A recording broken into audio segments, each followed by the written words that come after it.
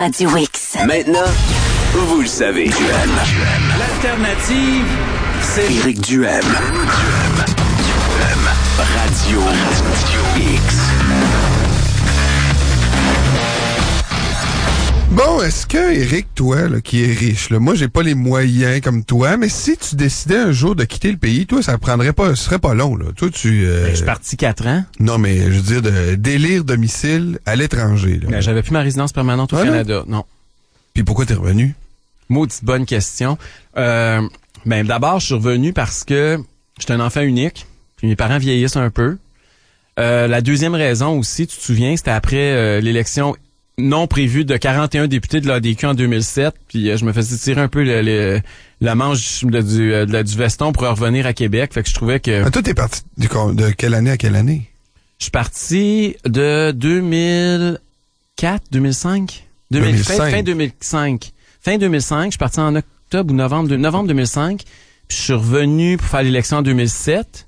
Je suis reparti tout de suite après l'élection, je suis resté après ça je suis reparti puis je suis revenu à la fin de l'année. Puis après ça je suis reparti après 2008, je suis reparti en Irak jusqu'en 2009. Et pourquoi t'as quitté le Québec toi mettons? Pourquoi j'ai quitté le Québec? Mais pour plusieurs raisons. D'abord parce que j'avais envie de vivre puis de travailler à l'étranger, j'avais ce désir-là, c'est sûr que ça c'était un désir de s'ouvrir sur le monde qui m'animait. Puis je pense que ça anime de plus en plus de monde. On est de plus en plus connecté avec le reste de la planète. Puis, tu sais, quand je voyageais, je trouvais que c'était pas assez. Rester une couple de semaines en quelque part, j'avais envie aussi de faire une expérience de vie. Puis la deuxième raison, c'est que je trouvais que le Québec tournait en rond. Et j'avais l'impression que mes idées puis mes valeurs, ça correspondait pas avec celles nécessairement de la majorité. Puis que j'étais pas... tu sais, ça m'a fini par me rentrer dans le cerveau le discours péquiste complètement stupide de dire là, si t'es pas un gauchiste, là, t'es pas un vrai Québécois, t'es une espèce de traître à la nation, là. Ça avait fini par me rentrer dans la tête. Puis je me suis dit, écoute, non, je dois pas aimer le Québec, puis je dois pas être un vrai Québécois parce que moi, ça m'intéresse pas le socialisme, ça m'intéresse pas les syndicats, ça m'intéresse pas leur modèle fermé sur eux-mêmes. T'es parti par idéologie. Ben oui, c'est sûr. Puis ça me t'intéresse pas de payer des taxes à la vie à la mort, puis ça m'intéresse pas de valoriser ceux qui en produisent le moins, puis de dévaloriser, puis de décourager ceux qui créent puis qui produisent davantage. Fait que je suis parti. Puis je pensais honnêtement là, je suis très honnête là, je pense que si mes parents avaient été plus jeunes ou si j'en avais pas eu ou si en tout cas j'avais eu des frères et sœurs, je pense honnêtement que je serais jamais revenu au Québec. Ça serait une perte pour nous tous. Non, mais je dis pas ça de façon là me faire plaindre ou quoi que ce soit mais j'avais vraiment fait le tour du terrain. Puis l'affaire qui m'a fait revenir aussi, oubliez-le pas, c'est que l'ADQ a gagné 41 sièges en 2007. Puis ça m'avait comme redonné espoir envers le Québec. Je me suis dit, écoute, c'est peut-être pas tout perdu. Tu as été déçu 18 mois après? Ouais.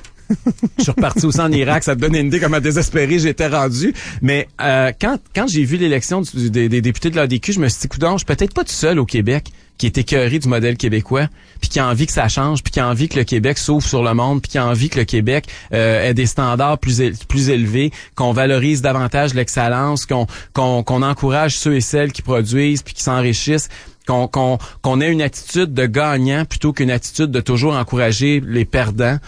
Et donc, ça m'avait donné cet espoir-là. Bon, moi, loin de moi de l'idée de te lancer des fleurs, Éric, comme tu le sais, mais je pense en effet que t'es un ajout à une société. Et que t'es gentil, Jean-Nic. Tu veux que j'amollisse contre toi, hein? Que t'es un ajout, que je pense qu'une société t'es un bon contribuable, t'amènes des idées. C'est sûr que je contribue plus que j'en reçois des services publics. Ça, je peux te garantir ça. C'est sûr que la plupart des choses que tu dis, des fois, on lève les yeux puis on dit, il niaise, c'est sûr. Ça. La majorité du monde sont d'accord. Moi, je parle de la majorité silencieuse, là. Pas pour la minorité bruyante comme toi, là. C'est sûr. Mais il reste que, quand t'as décidé de quitter, et que t'es parti du Québec, je pense que, peu importe qu'est-ce qu'on pense du Québec, qu'on soit de gauche ou de droite, c'est sûr que c'est tannant de voir des gens qui sont bien nantis, qui font au sommet de leur âge aussi, pas au sommet de leur âge, excuse-moi, mais au sommet de leur âge, puis, à l'enfleur de l'âge, quitter le Québec alors que les meilleures années puis de contribuables aussi sont à venir. Ouais. C'est quand même malheureux. Puis il y a été une époque, Jean-Nic, rappelle-toi, après la victoire du Parti québécois en 1976, puis la menace souverainiste, il y a beaucoup d'anglophones, hein. Il y a des dizaines de milliers, voire même des centaines de milliers de Québécois anglophones qui ont quitté le Québec, qui sont allés s'établir en Ontario, principalement à Toronto, mais aussi un peu ailleurs dans le monde, ou ailleurs au Canada anglais ou aux États-Unis. Et on parlait de l'exil puis l'exode des anglophones. Mais on n'a jamais parlé de celui des Québécois francophones. Et moi, je pense qu'aujourd'hui, on est rendu là. C'est que les Québécois francophones, là, on n'a plus nécessairement la barrière de la langue, puis on n'a plus de barrière psychologique comme on avait à l'époque. Hein. On est beaucoup plus bilingue. On est la génération la plus bilingue de l'histoire du Québec. On est beaucoup plus ouvert sur le monde. On est connecté avec des gens de partout sur la planète quotidiennement, juste en ouvrant notre ordinateur. On a donc une accessibilité avec l'étranger qui est beaucoup plus grande et qui fait en sorte qu'il y a de plus en plus de monde, j'ai l'impression, qui pense à partir, puis ce n'est plus les anglophones. Aujourd'hui, en 2012, au Québec, c'est plus les anglophones qui pensent à partir, c'est les jeunes francophones les plus créateurs, les plus productifs, les plus dynamiques, les plus scolarisés. On a un bon exemple aujourd'hui. On apprend qu'un chanteur très populaire de la province de Québec va quitter le Québec prochainement, un chanteur qui fait beaucoup d'argent, qui a une grande carrière musicale. On peut d'ailleurs écouter un extrait d'une de ses chansons, Vaguement. Les hommes de tes nuits sont pas ceux de tes rêves. Le temps d'un baiser qui réchauffe un peu. Le corps apaisé, tu reprends tes creux. Vaguement, vaguement, t'es pas certaine. Alors, vous reconnaissez évidemment tous la voix de Jacques Villeneuve. Très connu en tant que chanteur, un peu aussi comme ancien champion du monde en Formule 1. Faut pas se le cacher. Les maniaques de sport comme Jean-Charles doivent le reconnaître plus comme un gars de Formule 1. Mais les férus de culture comme toi, Eric, évidemment, je pense à Jacques Villeneuve, c'est à sa carrière de chanteur. Moi, c'est quand il a été subventionné que pour moi, il a commencé à exister quand même. Et donc, Jacques Villeneuve qui décide de mettre les voiles. Il quitte, il met en vente ses propriétés. On en a parlé la semaine prochaine. C'est juste que là, plus on parle de cette histoire-là et plus les éléments ressortent. D'ailleurs, hier, il était cité en disant que il devait quitter Montréal parce que le Québec ne lui convient plus. Mais rappelle-toi, Jean-Nic, non seulement le Québec ne lui convient plus, mais Jacques Villeneuve avait beaucoup fait parler de lui politiquement lors du printemps érable. Rappelle-toi que pendant la crise étudiante, il avait dit, puis là je vais te le citer au texte, il disait « Malheureusement, s'il continue les carrés rouges, il y aura de moins en moins de contribuables pour les aider à payer la facture. » Où les gouvernements prennent l'argent, des taxes en vendant des choses. La prochaine fois qu'ils vont répondre, eh bien, prenez-les des riches. Et à ce moment-là, les riches vont changer de pays. Et c'est ce qu'il fait aujourd'hui. Il a passé de la parole aux actes, Jacques Villeneuve, et lui-même, qui se définit, je pense, comme un riche, on peut dire que le gars est multimillionnaire. Et avec ses disques, c'est des petits pains chauds, Eric, tu sais comme moi, là. Il a fait un peu d'argent en course automobile aussi. Un peu. Puis un peu aussi avec la publicité, tout ça, qui entoure le merveilleux monde du sport. Mais quoi qu'il en soit, donc, il a décidé d'aller vivre ailleurs. Il a décidé que c'était assez. Donc, il est parti, il va... il faut dire qu'il est très discret. On dit qu'il est parti, oui, il met tout en vente et... Il va s'installer en Andorre. Ouais, exact, dans la République d'Andorre, qui est une république qui fait quand même attention à ceux qu'elle reçoit, là. C'est un petit État dans les Pyrénées, et qui est connu, évidemment, pour ses avantages fiscaux, c'est-à-dire que les taxes sont pas chères. Et comme on le sait, les gens qui ont beaucoup d'argent, ils aiment ça, aller vivre dans des endroits où les taxes sont pas chères. Puis étant donné que c'est les gens les plus mobiles, ben ça fait en sorte qu'on est en train d'en perdre beaucoup. Puis au Québec, étant donné que notre gouvernement, il est très gourmand, particulièrement avec les gens les plus riches, particulièrement depuis l'élection du Parti québécois le 4 septembre dernier, ben c'est peut-être le premier dont on entend parler à une grande échelle, Jacques Villeneuve, mais il est peut-être annonciateur d'une nouvelle vague de départ du Québec. Oui, parce que lui aussi, on surveille ses faits et gestes. C'est pas vrai qu'on surveille les faits et gestes de tout le monde. Puis moi, j'y ai texté hier à Jacques Villeneuve, j'ai envoyé un message sur son cellulaire. C'est intime, hein? Oui. Qu'est-ce qui t'a répondu? Eh ben, en fait, j'ai demandé s'il voulait venir nous en parler. Puis il est à l'étranger en ce moment. Il est même pas à Montréal. Et il m'a répondu, c'est gentil, mais j'ai pas grand-chose à raconter en ce moment. Donc, d'après moi, Jacques Villeneuve... Il veut pas en parler. Il veut pas en parler parce que... Il veut pas être la cible d'attaque, par exemple, comme ce qu'on voit, ce qui se passe en France. On sait que depuis l'arrivée des socialistes en France, depuis l'arrivée notamment de François Hollande, que le président socialiste, il y a eu des grands départs. Et d'ailleurs, ce matin, à la page 26 de la presse, là, on parle de Depardieu qui s'installe maintenant en permanence en Belgique pour échapper au fisc français. Oui, Gérard Depardieu qui quitte la France aussi. Ça soulève toute une controverse. Il y a quelques semaines, rappelle-toi, là, au mois de septembre, Bernard Arnault de Louis Vuitton, là, puis les champagnes. Casse-toi, sale riche. C'est ça. On se rappelle aussi de Johnny Hallyday qui est allé vivre à l'étranger aussi pour se mettre à l'abri du fisc français. Donc ces gens-là s'en vont en Angleterre, en Suisse, en Belgique, parce que un moment donné en France, là, le gouvernement est rendu tellement comment je dirais ça, gourmand. Écoute, là, c'est rendu que les gens qui font plus qu'1 million d'euros, là, le taux de taxation peut atteindre 75%. Je comprends que ça fait rêver des péquistes ici, là, mais c'est le cauchemar de n'importe qui a plus qu'1 million. Bon, mais là, souvent, ce qu'on se dit, par exemple, quand on voit tous ces gens quitter, c'est qu'ils sacent le camp, bon débarras. Tu sais, dans le fond, là, Gérard Depardieu, s'il veut aller en Belgique, là, ben, qu'il y aille. Puis Jacques Villeneuve, s'il veut aller vivre en dehors, ben, qu'il y aille. Puis bon débarras. Puis ce monde-là, ils s'arrangeront comme ils veulent. Nous, de toute façon, on n'a pas besoin d'eux autres. C'est d'ailleurs la question qu'on va poser à nos auditeurs, à vous qui nous écoutez. Si vous voulez répondre, on va d'ailleurs parler avec une personne dans quelques minutes, Julie Lesage, qui, elle, est rendue à Houston. Puis elle a construit un site Internet pour aider le monde qui voulait partir. Puis comme c'est souvent les meilleurs qui partent, c'est un peu fâchant. Mais est-ce que c'est un bon débarras? Les gens qui partent là, du Québec, est-ce que c'est un bon débarras? Écrivez-nous live@radioxmtl.com, live@radioxmtl.com. Jean-Nic, on parle de ça aujourd'hui parce que hier, j'ai mis ça sur ma page Facebook. Puis écoute, il y a du monde qui vient sur ma page Facebook, là, mais me ramasser avec 700 commentaires pour un des posts sur Jacques Villeneuve, puis l'autre est rendu à 450. C'est quand même assez particulier. Puis il y a comme c'est à 440 personnes qui aiment ça, puis l'autre près de 300. Mais toi, tu considères que c'est depuis l'élection du PQ? Ben c'est sûr que ça a eu un impact. Bon, ben on va demander à Julie si elle a eu un impact, elle a vu un impact sur son site Internet. Julie Lesage, bonjour. Bonjour. Ça va bien? Ben oui. Bon, vous êtes la webmestre, si on veut, on prend une vieille expression du site quitterlequebec.com. Et Éric, sa théorie, c'est que depuis l'élection du PQ, votre site est de plus en plus populaire. Est-ce qu'il a raison? Ben en fait, dans les journées près du 4 septembre, là, un petit peu avant, un petit peu après, on avait des milliers de personnes par jour qui venaient. On avait comme fait des calculs que c'était x20 notre trafic habituel. Okay. Il y a 20 fois plus de monde qui sont sur votre site quitterlequebec.com pendant les jours qui ont suivi la victoire du PQ. Exactement. Ben écoutez, ça veut dire quelque chose. Vous êtes rendu à Houston. Ça fait longtemps que vous êtes là? Ça fait 9 ans. 9 ans. Puis pourquoi vous avez quitté le Québec? Plusieurs raisons, mais entre autres parce qu'ici, ici, chez vous, au Québec, il y avait, j'ai une enfant qui a besoin de services, elle est handicapée, et on n'avait pas de services au Québec. Donc, on savait qu'en venant ici, on aurait la possibilité pour elle d'avoir des traitements. Fait que les méchants cowboys, là, qui ont pas de cœur, ils sont mieux équipés pour répondre aux besoins d'une enfant handicapée que le monopole public généreux, du Québec.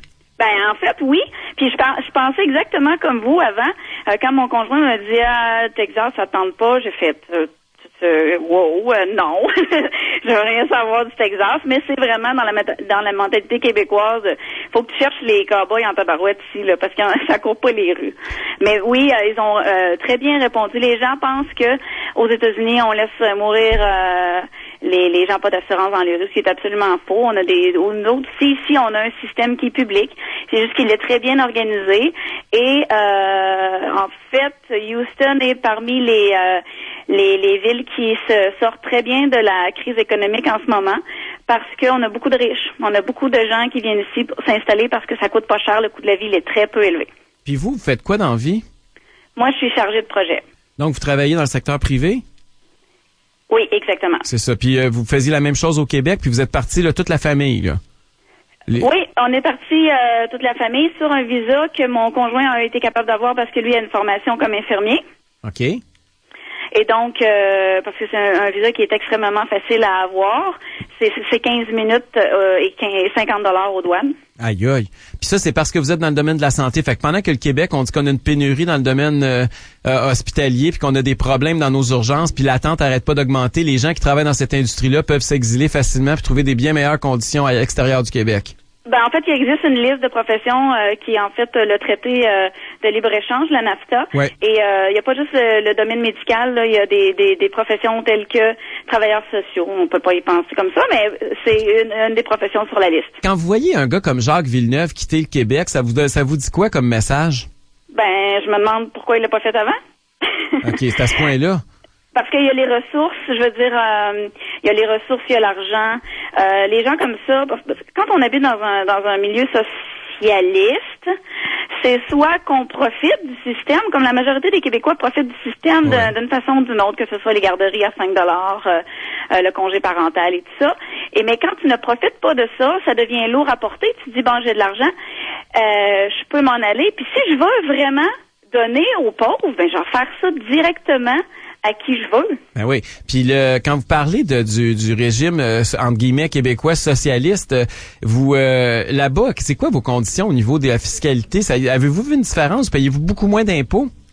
Bon, nous ici, je paye. J'ai fait le calcul pour l'an dernier. Moi et mon conjoint ensemble, de notre revenu imposable, on paye 5,49 % d'impôts. Aïe aïe. Ici, il n'y a pas d'impôt de l'État. Il y a seulement que l'impôt fédéral. C'est comme les un taxes rêve, de vente sont de 8,25 %. Mais là, Julie, les gens doivent mourir dans les rues, il doit avoir des hôpitaux, ça doit coûter un bras et une jambe, les gens doivent pas aller à l'école. Vous devez avoir des bodyguards. Et puis je vous le dis parce qu'à chaque fois que je donne des entrevues comme ça, on me dit c'est pas vrai, c'est pas vrai. Je vous dis que si vous voulez, je vais vous le montrer à vous, mon rapport d'impôt, ça me dérange pas. C'est vrai, c'est absolument vrai.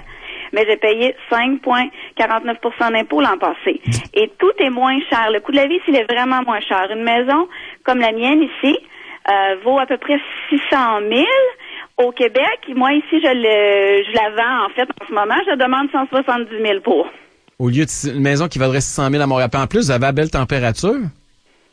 Ben oui, ici, on est dans un climat subtropical. On est à 30 minutes des plages du du golfe du Mexique, qui est à 40 minutes, je dirais à peu près 40 minutes. On est allé dimanche dernier. Il fait quelle température présentement, là, Houston, juste pour nous allécher, là, parce que nous autres, il fait, je sais pas, moins 5, puis il y a de la neige au sol, là.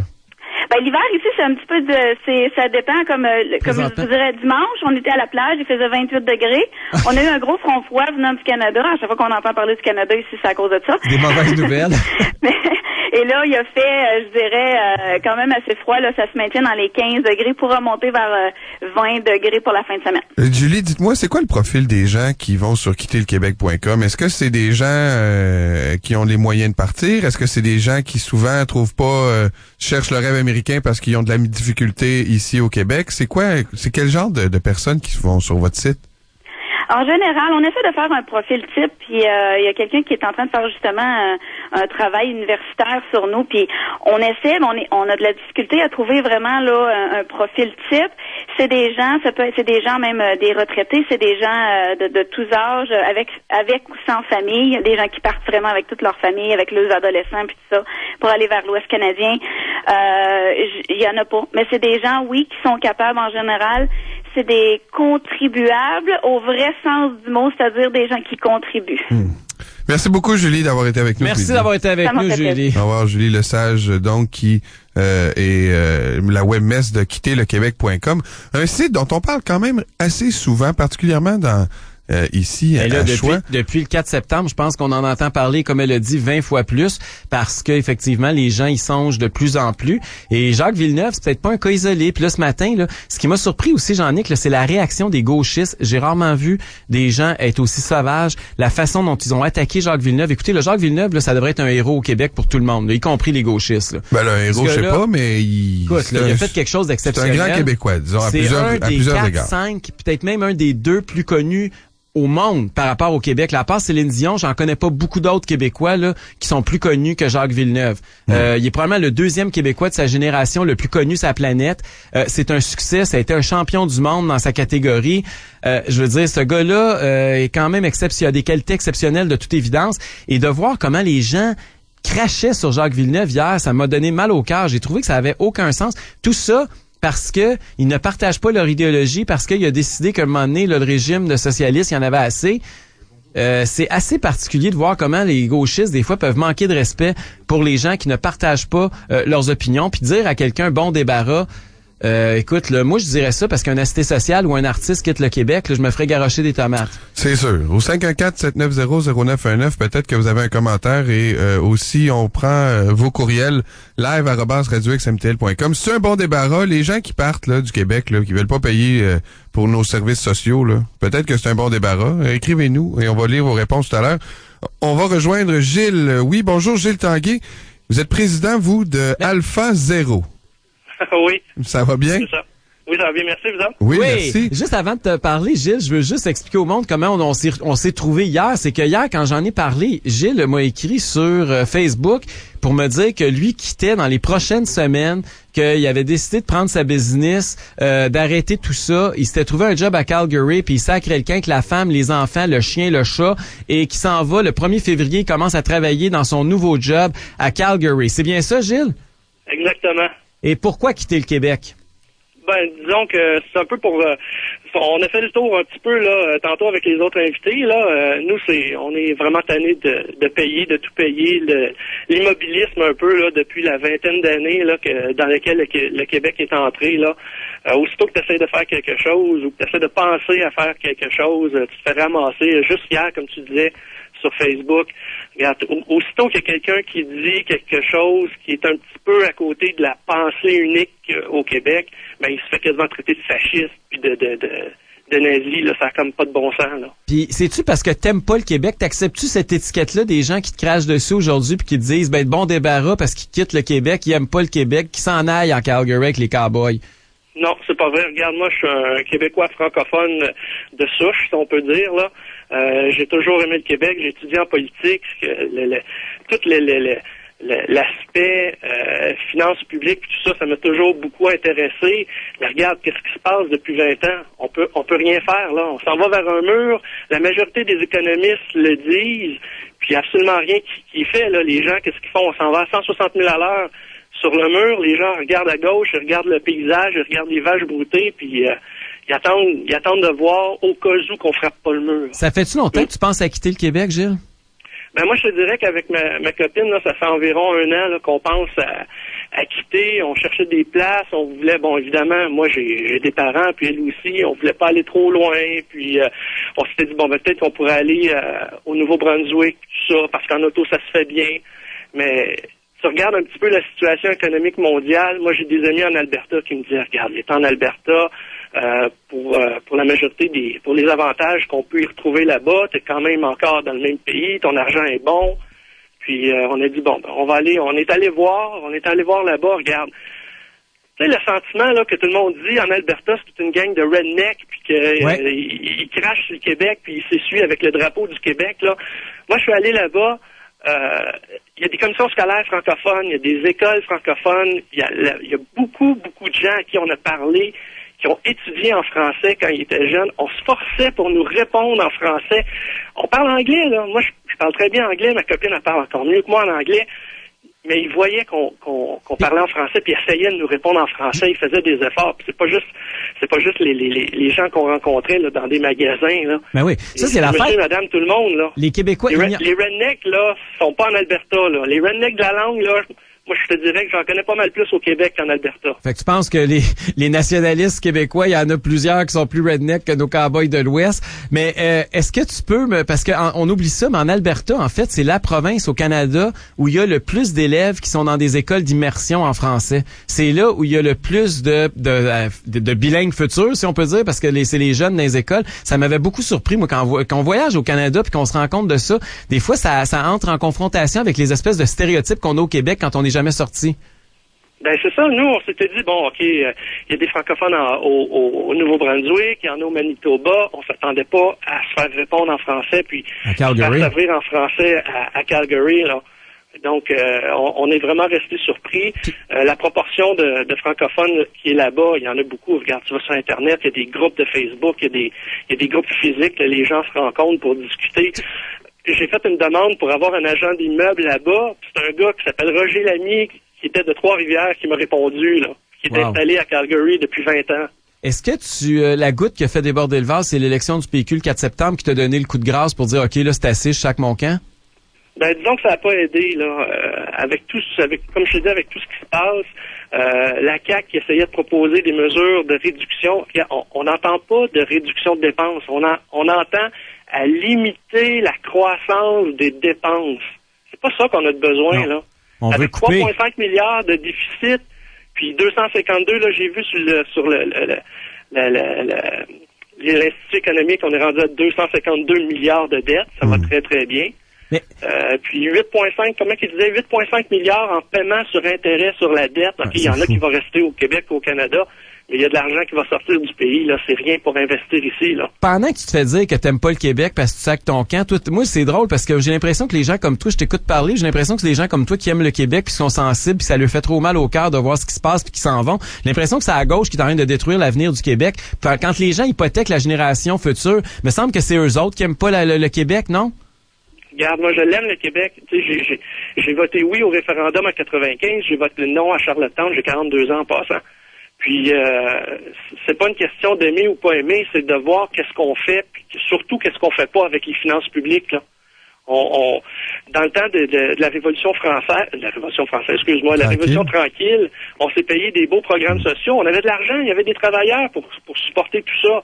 Puis aujourd'hui, qu'est-ce qui arrive? C'est la fin d'un modèle. Il y a de moins en moins de travailleurs. Le modèle commence à craquer de partout, mais on veut le garder. Bon, ben Gilles, je te dirais qu'on aimerait ça te garder, mais là, à t'écouter, d'après moi, t'as raison. T'es aussi bien de t'en aller. Tu vas convaincre du monde de sacrer le camp avec toi, mais c'est ça qui est triste. Je vais te souhaiter bonne chance, puis je te souhaite une meilleure vie en Alberta puis à Calgary, mais je trouve ça excessivement triste puis dommageable pour le Québec, perdre un jeune entrepreneur comme toi dans le fleur de l'âge, que toute sa famille sac son camp, un francophone, un Québécois pur laine.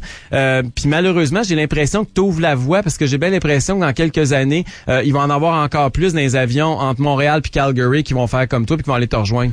Merci Gilles d'avoir été avec nous.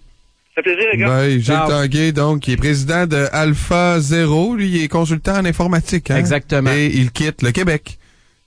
C'est pas quelqu'un fait comme Jacques Villeneuve, il est en train de faire ses valises. Peut-être moins riche que Jacques Villeneuve, mais il était aussi productif. Il va aller faire fortune ailleurs. C'est un peu malheureux et ça fait... c'est peut-être malheureusement... J'espère que c'est pas le début d'une hémorragie, quand même. Mais ça va-tu prendre ça pour que le monde se réveille puis comprenne? Oui, parce qu'une fois qu'ils sont partis, les ramener, c'est pas mal plus compliqué. Oui, là, Jean-Nic, je sais pas si je te l'ai déjà dit, mais quand j'ai fait ma tournée de mon livre, là, L'État contre les jeunes, oui. souvent, puis tu sais, mon sous-titre, c'est comment les baby boomers ont détourné le système. Fait que c'est pas nécessairement un livre. Au début, tu parlais de hold-up. Le hold-up d'une génération, là. Donc, c'est pas nécessairement un livre qui est très tendre envers la génération du baby boom. Puis ça me surprenait beaucoup quand je faisais soit des signatures de livres ou des conférences ou tout ça, de voir qu'il y avait beaucoup de baby boomers dans la salle puis ils voulaient tous me parler après.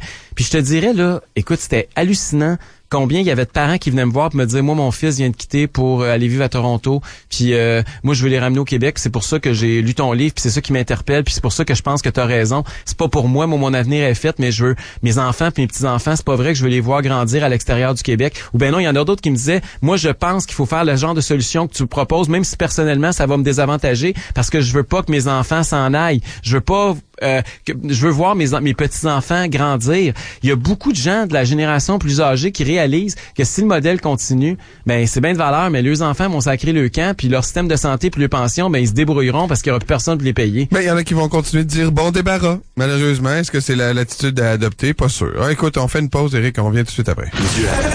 Mais là, je commence à être inquiet. Ouais, c'est probablement... Je sais pas trop, là. Ouais, c'est bizarre. Le midi.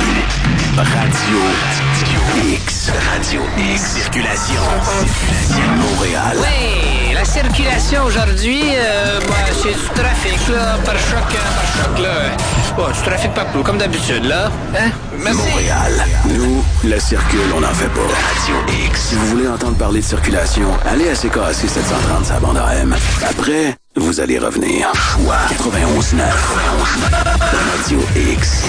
La circulation. Une présentation de l'Association des concessionnaires Subaru du Québec. Avec la traction intégrale de Subaru, vous ne resterez jamais pris nulle part. Même pas dans le trafic. Subaru. Confiance et évolution. Après 90 Noël, Canadian Tire sait que les nouveaux outils ont toujours leur place sous le sapin. C'est pourquoi jusqu'au 11 décembre, on a plus d'outils en solde que pendant tout le reste de l'année. Alors obtenez 50% de rabais sur une grande sélection d'outils électriques portatifs Mastercraft, 25% sur les outils à main Stanley et 20% sur tous les outils électriques portatifs DeWalt. C'est notre plus grand solde d'outils de l'année. Les bas prix du temps des fêtes, c'est chez nous. Canadian Tire, notre magasin pour Noël. Des conditions s'appliquent. Détails en circulaire. Summum Girl. T'es une femme branchée. Mais hein. Dynamique. C'est une bombe. Audacieuse. Check ça. Yeah! Tu veux un magazine différent? C'est vrai. Summum Girl, toi, t'es unique pis t'es faite pour moi. Summum Girl. Chris et Liam Hemsworth, un duo explosif et craquant. Les femmes cougars, l'art de flirter avec un mec plus jeune. La violence conjugale, quand l'amour fait vraiment mal. Et aussi 15 règles pour conserver ses amis sur Facebook. Summum Girl, en kiosque maintenant. Ça faisait des jours, des semaines même que ma femme et mes enfants me le demandaient. OK, je vais les installer, vos lumières de Noël. Ah, il était tellement énervé. On s'était bien chaudement. J'ai pris l'échelle, je l'ai installé près du gros sapin, sur le côté de la maison. Je suis monté avec le paquet de lumière. Ne laissez pas la magie des fêtes s'éteindre. Hydro-Québec vous rappelle que s'approcher des fils électriques, c'est mettre sa vie en danger. Lorsque vous installez ou enlevez vos lumières de Noël, assurez-vous de garder vos distances. Le temps des fêtes est arrivé, c'est le temps des parties de famille. Il y a la tante Nicole, un vrai moulin à parole, le cousin